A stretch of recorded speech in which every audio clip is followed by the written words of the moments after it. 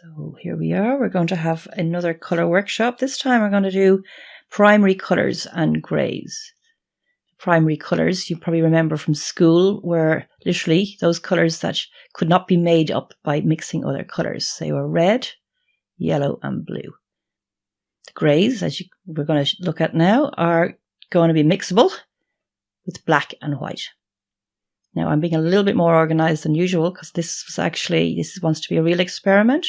I want to see what colour is most neutral. I want a grey that is really, really neutral. So I'm adding not precise, but I'm working on mixing black with white in various amounts. The colour theory came from one we learned in school, comes from the Bauhaus time around early 1910s, where they did a lot of research into the sort of what made design and the basics of design.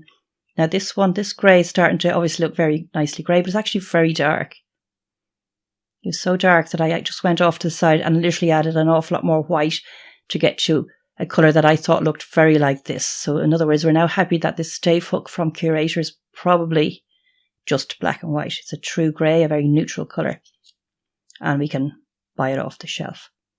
The main thing about colours is that in your eye, they tend to vibrate, move slightly. It's very hard to, there's supposed to be a certain amount of movement in your eye. It's the way your eye is built.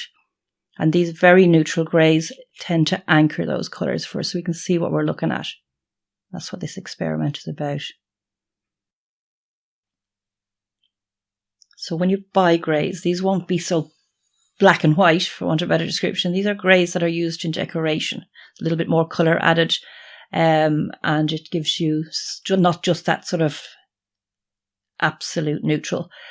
Again, we're just to go back over it before. These are the tints of red, tints of blue, and we'll have tints of the yellow. So the three primary colours, when they're tinted down, white added, they come up with some very, very nice range of colours that you can use in any kind of scheme.